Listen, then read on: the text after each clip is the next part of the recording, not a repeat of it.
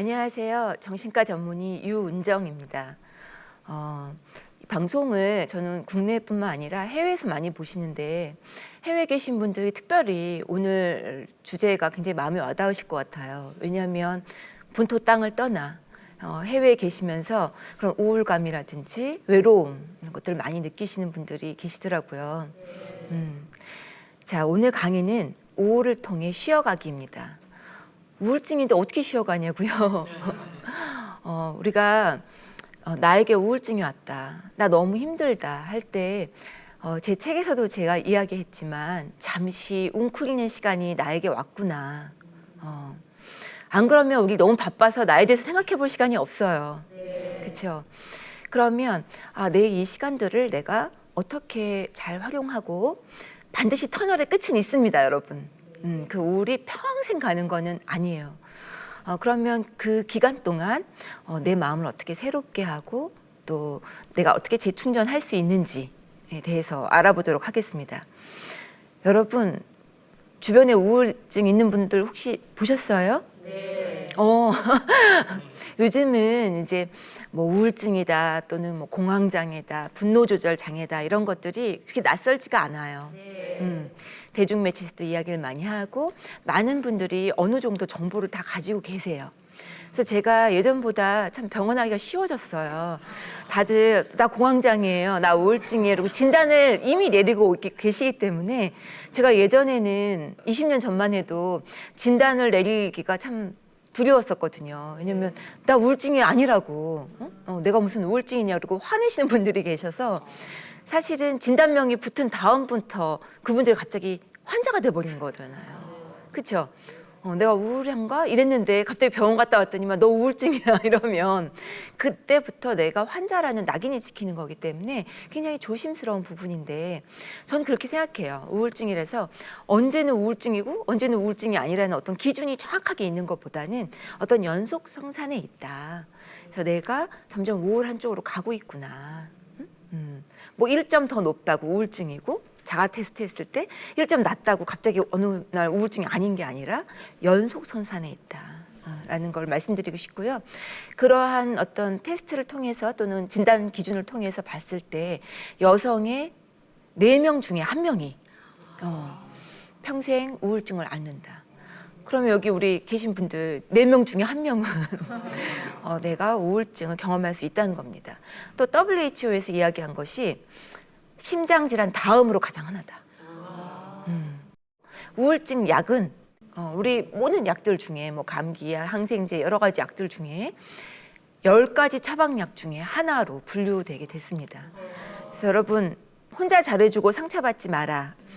그 책에 요 구절이 많이 인용되었었습니다. 뭐라고 적혀 있죠? 우울증은 정신질환이 아니라 뭐다? 전신질환이다. 자, 한 끗 차이예요. 정신질환이 아니라 전신질환이다. 뭐냐면 우리가 우울증 그러면은 꼭 마음이 약해서 의지가 없어서 또는 교회에서는 영적으로 뭔가 문제가 있다라고만 생각하는데 사실은 전신적인 질환이라는 거죠. 우리가 암에 걸리고 난 다음에 또는 혈압약을 오래 먹고 또 여러 가지 약물 부작용으로도 우울증이 올 수 있다는 겁니다.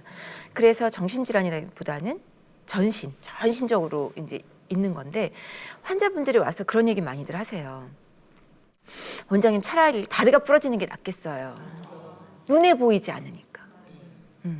그래서 정신질환이 그래서 참 어려운 것 같아요. 남들이 보기에는 꾀병 같은 거예요. 난 너무 힘들어서 정말 아무것도 할 수가 없고 꼼짝할 수가 없는데 눈에 보이지 않으니까 주변 사람들이 이해할 수도 없고 나도 답답하고 그렇습니다. 차라리 다리가 부러졌다면 이라고 말하는 분들의 마음을 제가 좀 이해하면서 그 다음 슬라이드 보겠습니다. 자, 바로 이런 겁니다. 원인이 제거돼야만 기분이 좋아질 수 있다. 내가 막 나를 채찍질하고 가족이 막 억지로 일으켜 세우고 물론 그것도 도움이 되겠죠. 그렇지만 원인을 제거해야 된다는 거예요. 대표적인 원인으로는 첫 번째는 호르몬의 문제.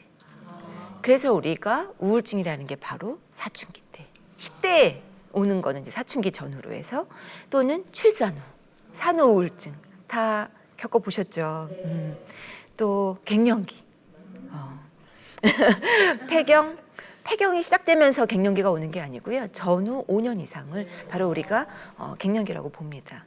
또 갑상선 이상, 갑상선 저하라든지 그런 것들이 있을 때 우리가 호르몬에 의한 우울증이 온다.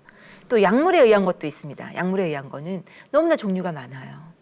뭐 항생제도 가능하고요. 관절염 치료제, 근육이완제, 뭐 여러 가지 피임약, 위장약, 수면제 이런 것들이 전부 다 우울증을 일으킬 수 있는 요인들이 됩니다. 노인분들 약 달고 사시죠. 보통 평균 3가지 이상 약을 드시고 계시다고 해요. 통계상으로.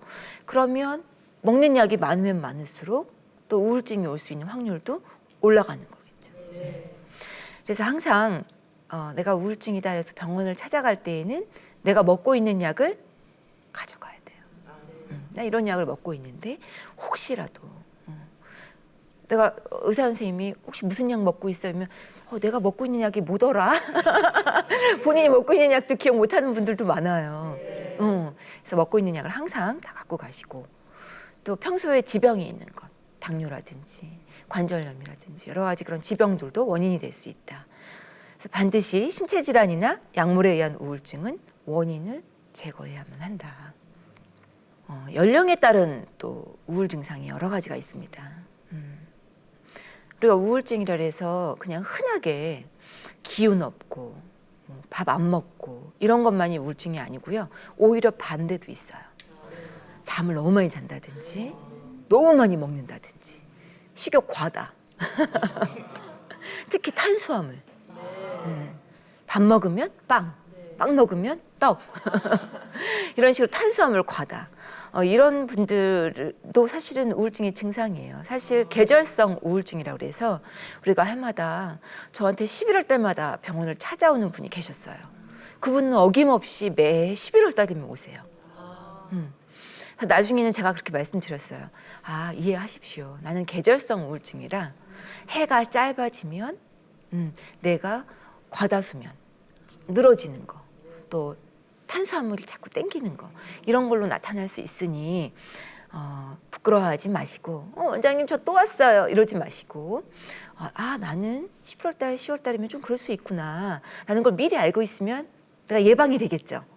또 서둘러서 병원을 가니까 더 일이 진전되기 전에 올 수 있는 거죠. 대부분 우울 갖고 계신 분들은 가족분들하고 사이가 나빠져요. 아니 왜 너 그렇게 자꾸 먹냐는 거지. 또 왜 이렇게 너 게으르냐는 거죠. 왜 살림을 안 하냐는 거죠. 왜 이렇게 맨날 지각하냐는 거죠. 그런 어떤 생활 습관이나 행동의 변화가 오기 때문에 가족들과의 트러블이 생겨요.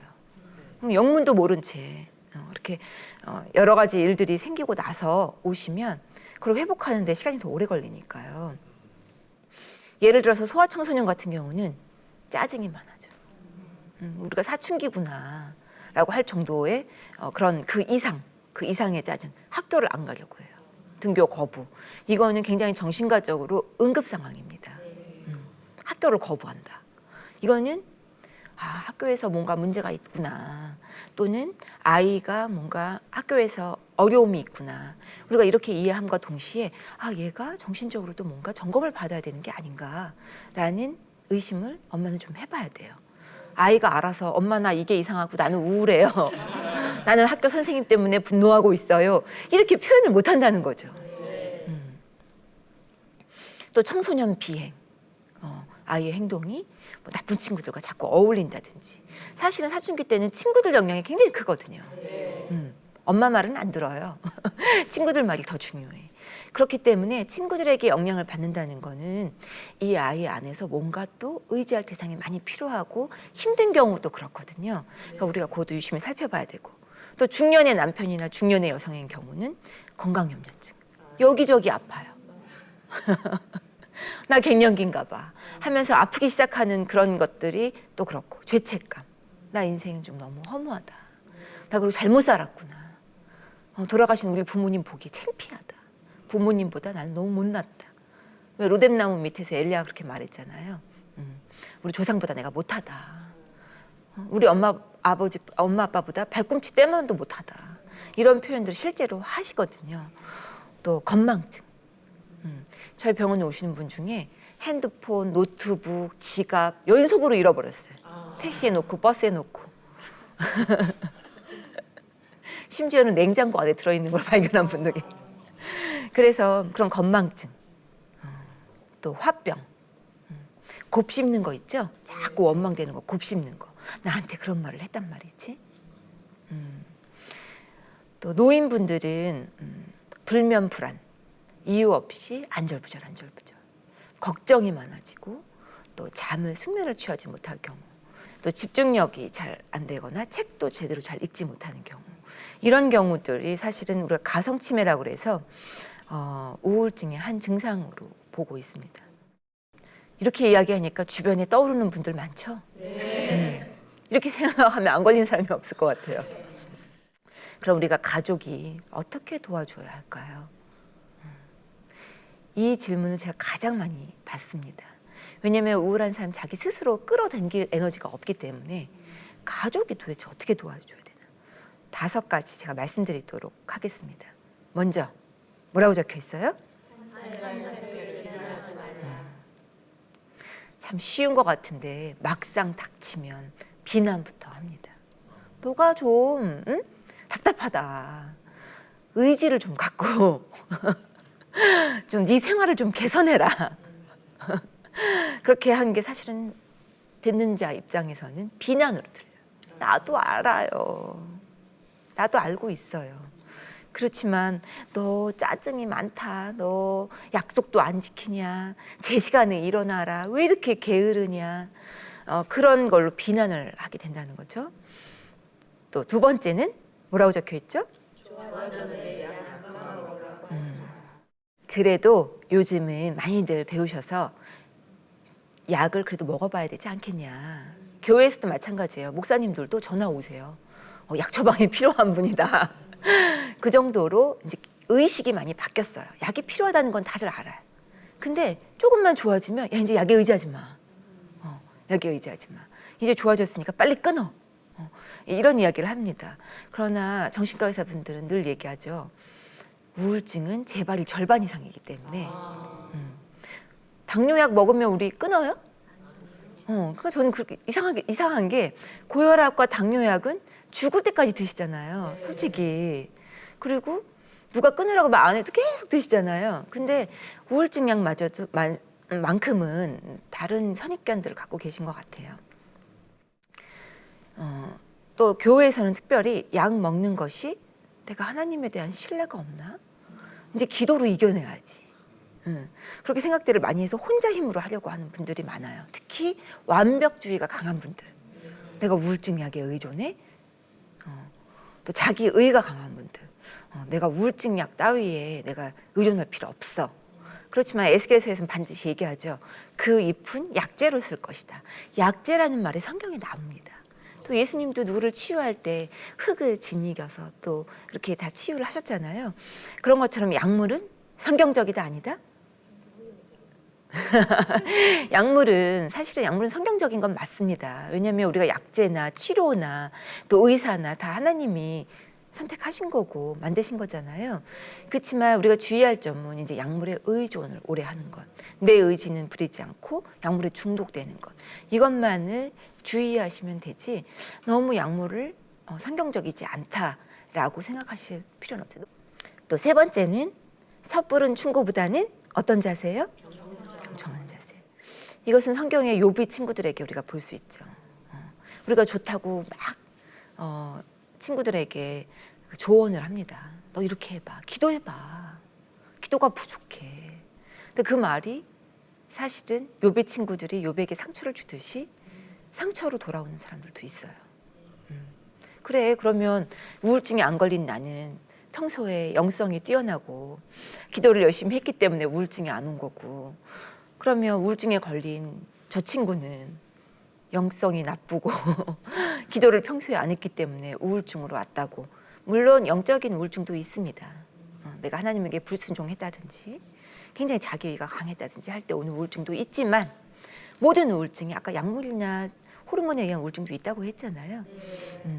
그런 우울증들을 전부 다 그렇게 우리가 취급할 수는 없다는 거죠. 또 네 번째는 환자를 어떻게 하라고요? 혼자 두지 않고 여러 가지 활동을 같이 해라. 같이 해라. 저한테 그 질문 많이 하세요. 우울증인데 바람 좀 쐬고 와야겠어요. 저 여행 갔다 와도 되나요?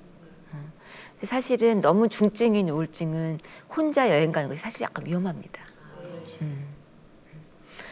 외지에 떠나서 자살을 기도할 수도 있고 사고의 위험도 있고 사실 우리가 에너지가 많아도 여행 갈 때 에너지가 많이 필요한 거거든요. 그렇죠? 그런데 에너지가 없는 상태에서 여행 가면 다 좋아지겠지? 그건 어떻게 보면 또 착각일 수도 있거든요. 하지만 가까운 여행, 저는 미니 여행을 권해요. 뭐 여행이라는 게 꼭 어디 휴양지에 가야만 여행인가요? 내가 평소에 다니지 않던 루트로만 가도 그렇죠? 또 좋은 영화나 좋은 말씀을 들어도 나를 어떤 새롭게 변화시키는 어떤 그런 기운을 주는 그것도 또 사실은 작은 여행이 하나거든요. 또 정말 여행을 꿈꾼다 하면 가장 나하고 마음이 잘 통하는 편한 친구나 편한 가족과 함께 간다면 도움이 됩니다. 또 여러 가지 활동 중에 제가 정말 권하고 싶은 거는 산책과 운동. 그러면 그래요. 나 뭐 손가락 하나 까딱할 그런 힘도 없는데 어떻게 운동을 하란 말입니까? 걸어야 돼요. 아까 전신질환이라고 그랬잖아요. 우리가 몸에서 에너지를 자꾸 내야 나에게 에너지가 자꾸 생기는데 우울하다고 어두컴컴한데 누워만 있으면 어떻게 되겠어요? 더 우울해지고 더 몸은 움직이기 싫어지는 거예요. 그래서 우울할 때는 움직일 힘이 없고 움직일 기분이 나지 않아도 내 의지로 또는 주변 가족들의 의지로 도움으로 조금이라도 움직여야 돼요. 또 자살에 대해서 언급한다면 어떻게 해야 될까요? 근데 우리는요 실제로 가족이 자살 언급하잖아요. 그러면 쉬쉬해요. 실제로 또 병원에 와서 몰래 얘기해요. 잠깐 저기 환자는 잠깐 나가라고 그러면 안 될까요? 그러고서는 저한테 몰래 일러봐줘요. 제가 뭐 죽는 거에 대한 얘기를 자꾸 하는데 환자분한테 직접 얘기해 보셨어요? 그러면 그걸 어떻게 얘기해요? 그러세요. 그러나 우리는 자살에 대해서 환자분이 언급을 한다면 너 왜 그런 생각을 하게 됐니? 한번 자세히 이야기해봐라. 엄마한테 얘기해봐. 이렇게 이야기를 더 끌어내야 돼요. 자살에 대한 이야기를 자꾸 할수록 그거를 실행에 옮기는 게 아니에요. 구체화되는 것이 아니라 그 생각이 어떤 정도의 위험성을 갖고 있는지 평가할 수 있고 또 병원으로 정신과적인 응급이거든요. 데려갈 수 있는 거죠. 자, 이게 바로 대표적인 우울증 약들입니다. 참 많죠. 그래서 사실 이런 약들을 보면 얼마나 많이 개발이 됐어요. 1980년도부터 지금까지 잘 쓰이는 약들, 대표적인 약들이 이제 세로토닌 재흡수 억제제라는 겁니다. 세로토닌 들어보셨어요? 네. 행복 호르몬. 그러니까 우리가 마음이 엄마 품에 안겨 있을 때 그런 평정심을 가진 행복, 막 뛸 듯이 기쁜 이런 행복 말고요.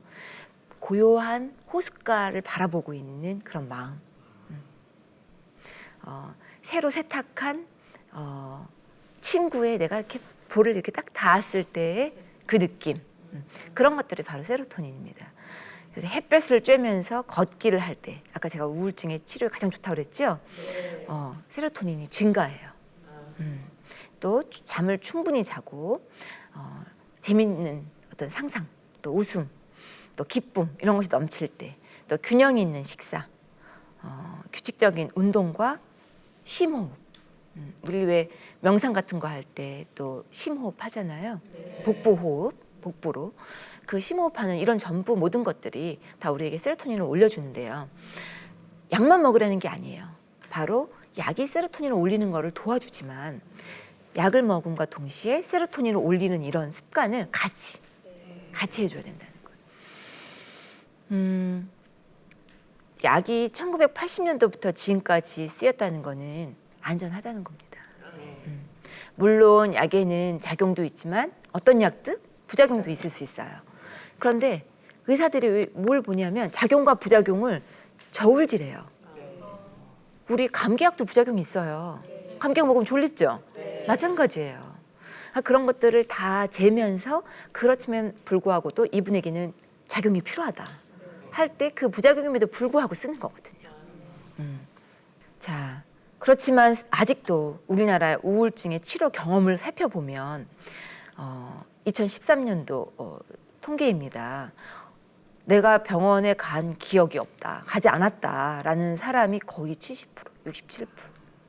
병원을 가봤다라는 사람은 별로 없어요. 10%가 안 돼요.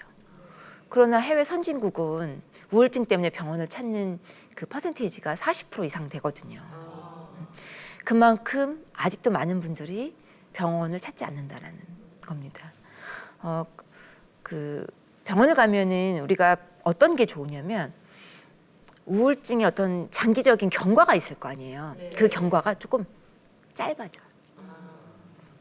긴 터널이 막 2년, 3년 이렇게 되면 학교를 다니겠어요, 제대로?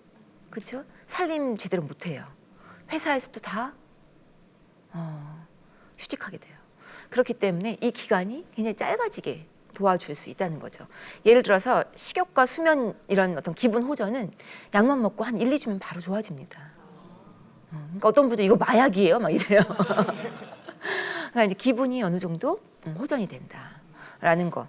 또 보통 한 3개월 이내로는 첫 발병의 경우에는 내 어떤 무기력증도 많이 좋아져요. 가장 늦게까지 남는 증상이 바로 무기력증이에요. 의욕 없음.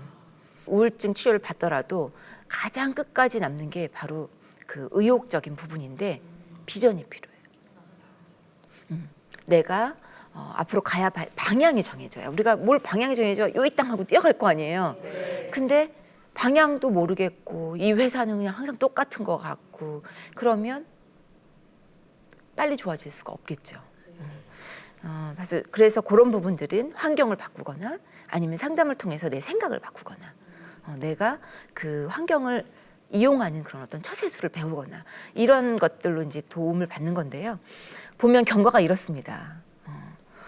4에서 6개월 정도는 계속 우리가 예의주시하게 봐야 되는데 그 기간 동안 50%가 재발한다는 거죠. 근데 이런 재발을 하면 뭐가 또 나쁘냐면요. 재발을 하면 할수록 재발률이 올라가요. 그래서 세 번째 재발하면 70%, 네 번째 재발하면 90%에서 또 재발할 가능성이 크다는 거죠. 그럼 어떻게 돼요? 초기에 잡아야 되는 거예요. 자, 지금까지는 제가 이제 어떤 의료적인 어떤 그 상식을 여러분에게 알려드렸어요. 지금은 이제 상식이 돼버렸어요. 우울증이면 병원을 가야겠구나, 치료받아야겠구나. 저는 크리스찬 분들을 많이 상담하면서 이런 생각을 했어요. 왜 크리스찬에게 우울증이 올까? 심지어는 제가 엘리야도 우울한 걸 경험한 거다라고 말했더니 어떤 분들 막 화내더라고요. 그런 선지자가 무슨 우울증을 겪었냐고. 우리가 우울증을 꼭 낙인 찍혀서 생각할 필요는 없어요. 우리가 열정을 내면 약간 지칠 수 있는 거예요. 교회에서도 열정을 가지고 막 활동하다 보면 약간 지칠 수도 있는 거예요. 그러면 우울을 통해서 이 사인이라는 거죠. 쉬어가라는 사인. 그래서 너무 우울증을 나쁘게만 생각하지 말고 나에게 약간 웅크리는 시간이 왔구나. 그 시간 동안에 물론 우리가 얻는 유익도 있을 수 있습니다. 왜냐하면 내가 너무 약해져 있으니까 우리가 어떻게 해요? 하나님을 신뢰하게 된다. 시편 보면 다 어떤 내용이에요? 하나님을 낙심하면서 찾는, 우리가 낙심되고 힘들 때만 하나님 찾잖아요. 내가 모든 걸 다 갖고 너무 기쁠 때는 찾지 않다가 그래서 그 기간은 굉장히 하나님을 신뢰하게 되고 하나님과 관계가 돈독해진다. 어떻게 보면 그 시간이 굉장히 하나님을 기다릴 수 있는 그런 시간인 거죠. 또 두 번째는 우리를 위로자 되게 하신다. 실제로 저희 상담 센터에 오신 분들이 내가 좋아지고 나니까 다른 분들이 보인다는 거예요. 주변에 힘든 사람들이 보이는 거예요. 예전에는 몰랐는데 우리 남편이 어깨가 축 처진 것 같다. 또 저 사람에게 내가 이런 말 한번 해주고 싶다. 그래서 나 상담 공부를 시작했어요, 선생님. 그래서 제가 제일 기뻤던 게 상담 대학원 가서 석사 논문까지 써서 저한테 갖고 온 분들. 너무 보람이 느껴져요. 그래서 상처받은 치유자라는 게 바로 이런 거구나. 우리를 위로자 되게 하시려고 그런 시련을 주셨구나. 그렇지만 이제 사단은 이런 공격을 또 할 때가 있어요. 너가 그렇게 우울증까지 않고 너 스스로도 못 챙기는 주제에 너가 무슨 상담을 공부하겠다는 거냐. 그렇죠? 우리를 쓰러뜨리기 위해서 그런 목소리를 계속 주죠. 그렇지만 우리는 과감하게 끊고 내가 그런 게 겪었기 때문에 그런 시련을 통해서 하나님에게 우리가 희망을 두고 소망을 두고 또 주변 사람들에게 똑같은 그런 내가 받은 은혜를 나눠주고 싶은 거죠. 그래서 저는 상담 공부하는 걸 너무너무 추천합니다. 이게 꼭 내가 상담가로 직업으로 돈 벌려고 갖는 것도 물론 직업적인 의미가 있는 소멸가도 계시겠지만 나에게도 이롭고 주변에게도 이롭고 굉장히 좋은 직업인 것 같아요. 또 세 번째로는 우리의 성품을 다뤄주신다. 딱딱한 우리의 마음, 남을 잘 배려하지 않았던 마음들이 무너지면서 녹아드는 그런 경험을 하게 되는 거죠. 예를 들어서 완벽주의였던 분은 내가 너무 완벽주의로 살았구나. 나도 이제 조금 하나님한테 내려놓아야겠다. 좀 맡겨야겠다. 80%만 일해야겠다. 나도 인생의 주변에 작은 행복들도 보면서 살아야겠다. 그런 소중한 거를 이제 깨닫게 되는 거예요.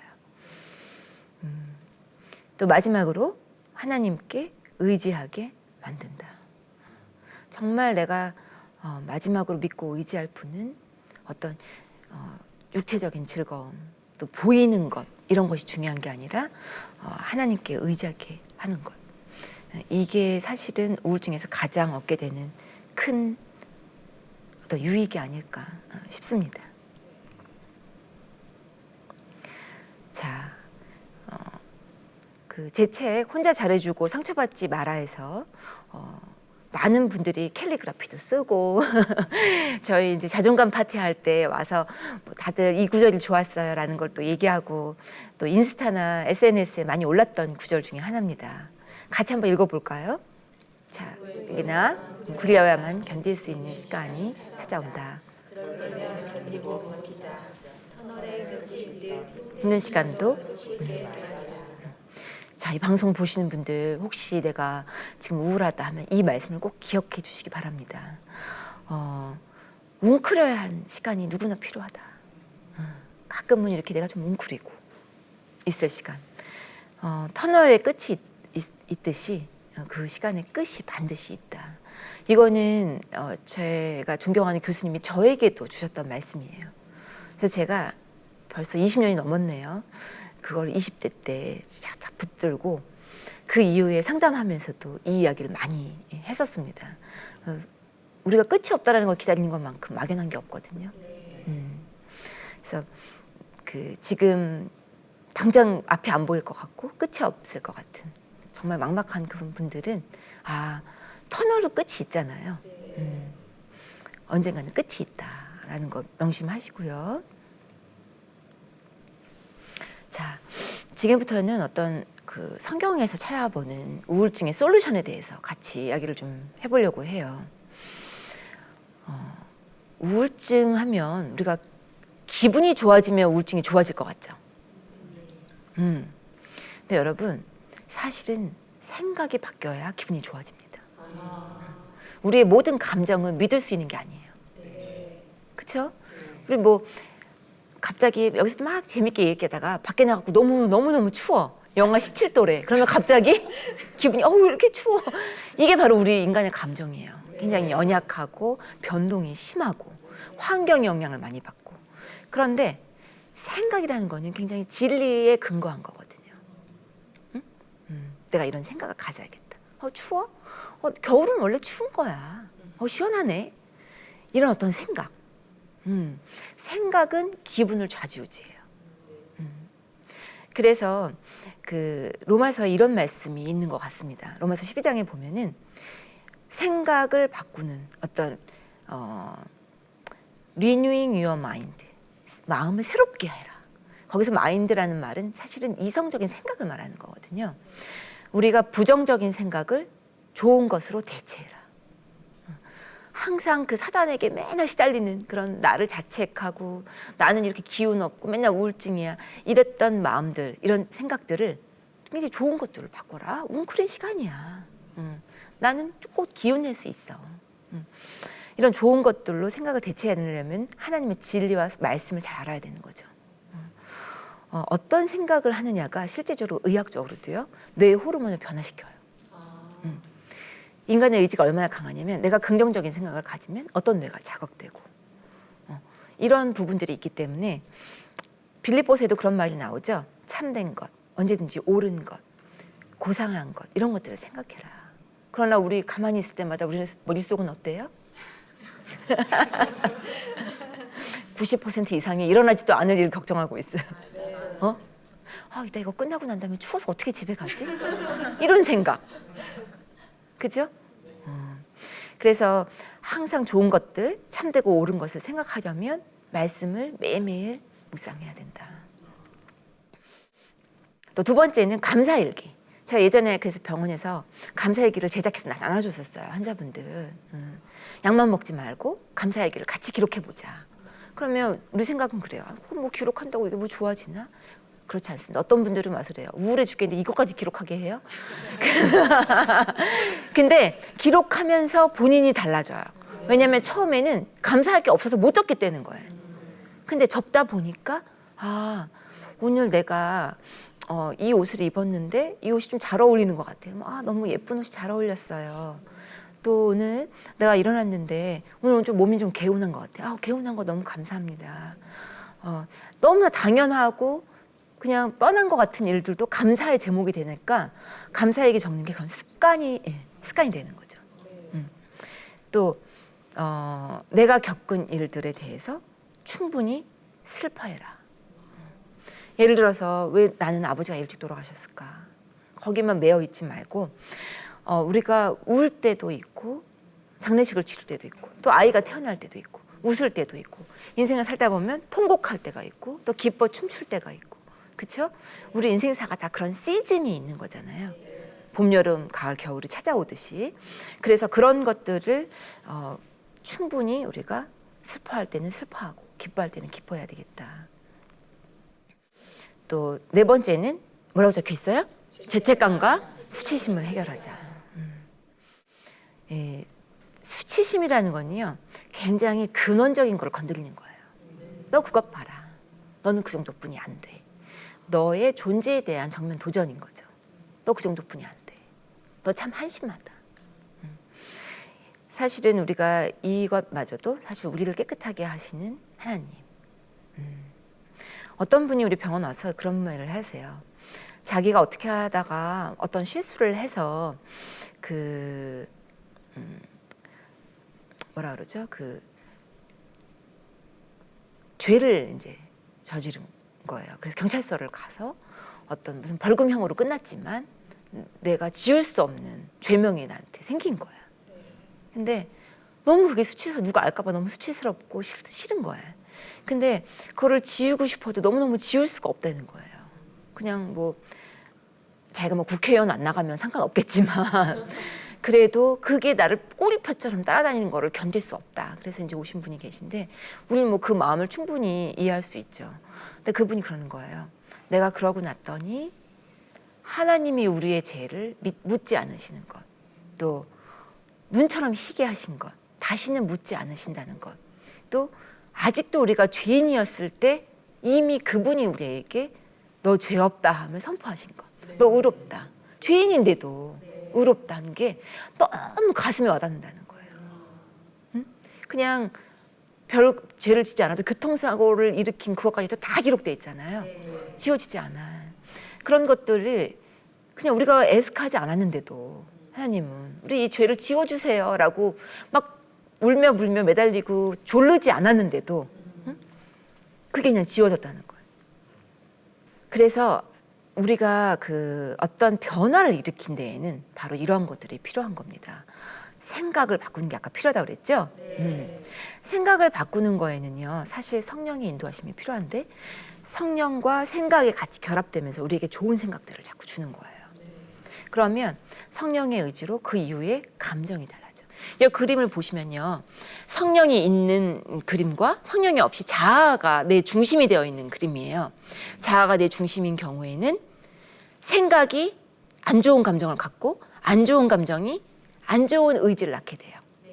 그런데 반대로 성령이 우리 안에 있으면 성령이 우리의 의지, 생각을 바꾸고 성령대로 우리가 의지, 아 그래, 나 좋은 생각과 좋은 걸 보라 그랬지, 또 내 몸에 좋은 것들을 자꾸 하라 그랬지, 지금 내가 그럴 기분 아니어도 일어나서 움직이자, 동네 한 바퀴만 돌고 오자 라고 내 몸을 일으켜 세우는 그런 성령의 의지에서, 그러면 기분이 갔다 오면 좋아져요. 조금 나아져요. 한번 해보세요. 언제 해도 그럴 기분이 들지 않을 때에도. 우리는 기분에 좌지우지 되는 그런 사람들은 아니거든요. 그렇죠? 제가 사실은 이번 우울을 준비하면서 완벽주의에 대한 책을 읽게 됐어요. 근데 우울을 일으키는 가장 큰 성격 중에 하나가 바로 완벽주의입니다. 대표적인 사람이 바로 완벽주의자 베드로였어요. 우리가 생각하기에 그렇죠. 아니, 원장님은 베드로가 완벽주의자라는 거야? 얼마나 실수를 많이 했어요. 예수님을 부인하고 막 덜렁덜렁대고 막 앞장서서 나가느라고 실수도 많이 했던 그런 이미지인데 어떻게 완벽주의자라고 부르는 거지? 우리 주변에 완벽주의자들 많아요. 뭐냐면 자기 의를 드러내려고 하는 것. 이게 사실은 완벽주의자의 정의입니다. 나를 알아달라는 거예요. 나를 알아달라. 제가 여러 모임들을 가보면요, 직업이 이제 직업병에 의해서 정신과에 있었다 보면 나 좀 알아봐 주세요라는 사람 너무 많아요. 성인 아이와 같이 나를 알아봐 주는 모임에는 내가 기분 좋게 지내는데 나를 안 알아봐 주는 것 같으면 에이 기분 나빠 안 나가 이렇게 되는 그런 사람들이 있습니다. 그러면 베드로가 어떻게 해서 완벽주의자면 처음에 누구를 위해서 완벽을 냈냐는 거예요. 누구를 위해서 열심을 내었냐는 거예요. 베드로는 한 자리 하려고 그랬어요. 그죠? 근데 돌아가는 상황이 보니까 예수님이 십자가에 못 박혀 돌아가시고 사람들이 막 자기를 잡으러 가려고 그래. 그러니까 예수님이 말씀하신 대로 닭이 울기 전에 자기 3번 부인했죠. 그러고 나서 꺼이꺼이 울면서 자기를 얼마나 통곡하면서 자기를 수치심에 자기를 얼마나 한탄했겠어요. 정말 우울증 일보 직전의 상태까지 간 거죠. 근데 부활하신 예수님이 찾아오셔서 어떻게 했어요? 내가 나를 사랑하느냐. 3번의 고백을 이끄시면서 그 수치심에 가득했던 베드로를 변화시키셨죠. 그래서 교회의 반석이 되는 그런 큰 인물이 될 수 있었던 겁니다. 그래서 저희는 주변의 완벽주의자 분들 많이 보고 또 열심을 내는 사람들 많이 보는데 그런 분들은 사실은 존경은 받을 수 있어도 사랑받기는 힘들다. 왜냐하면 나의 중심적이기 때문입니다. 왜 우리 찔러도 피 한 방울 안 나는 사람 별로 매력 없죠. 약간 허술해 보이고 뭔가 손해 보는 것 같고 뭔가 혼자 상처받는 것 같고 그런 사람이 사실은 약간 매력이 더 있는 거예요. 자, 완벽주의에 그러면 어떻게 우리가 작별을 고할 수 있는가? 사람들은요 완벽한 사람을 원하지 않습니다. 하나님도 너무 완벽한 사람 원하는 건 아니에요.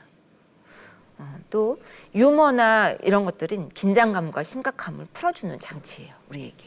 그래서 때로는 약간의 여유 이런 것들이 필요하다. 정신과적으로는 유머는요 가장 높은 방어 기제예요. 그래서 왜 우리 아재 개그라는 거 있죠? 남편이 썰렁한 개그 하면 우리가 뭐야 이럴 게 아니라 웃어줘야 돼요.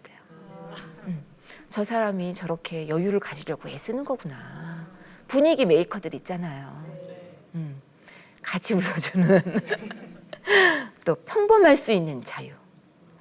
평범할 수 있는 자유. 병원에 와서 어떤 자매 이런 말을 해요.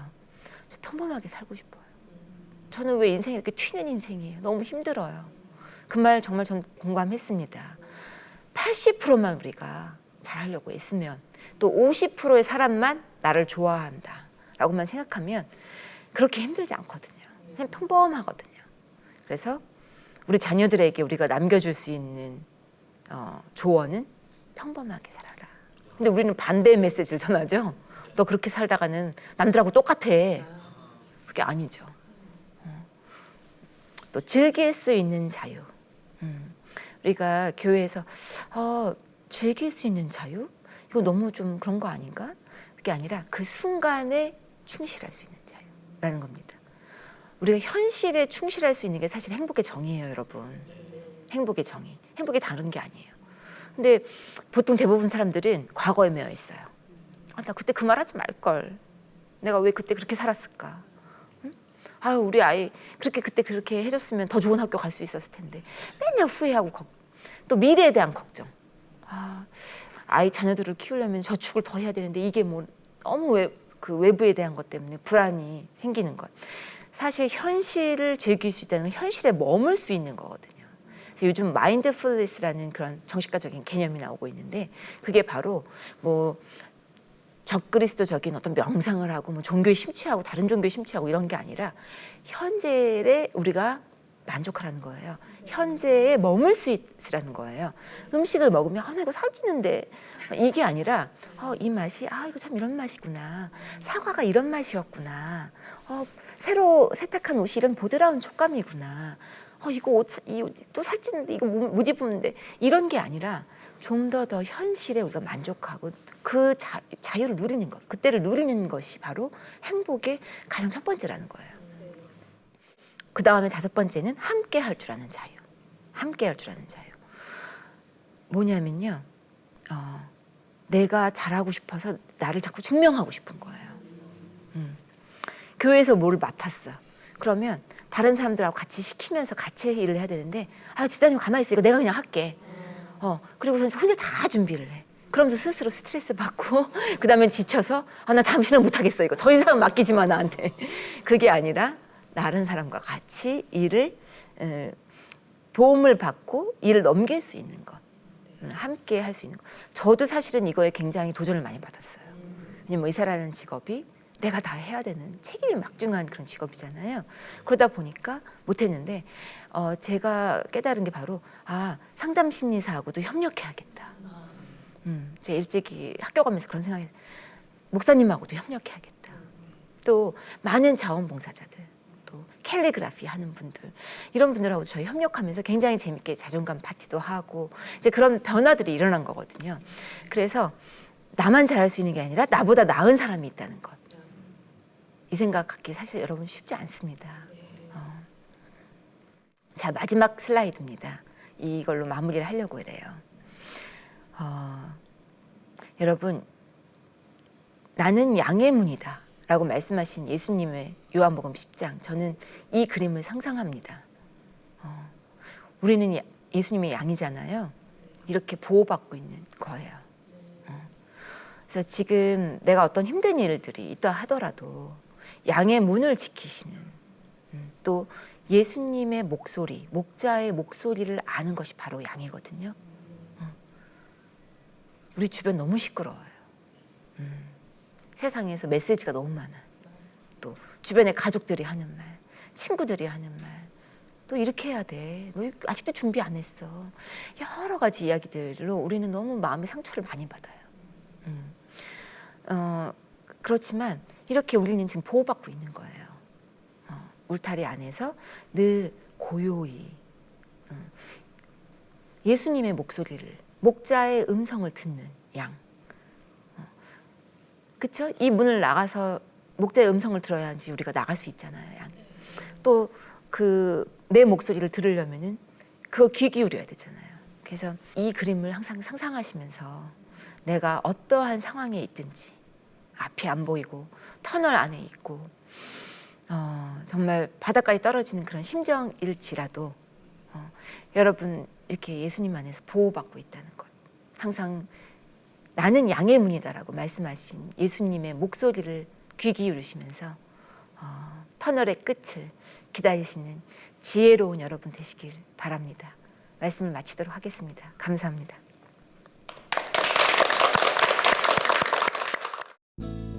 이 프로그램은 시청자 여러분의 소중한 후원으로 제작됩니다.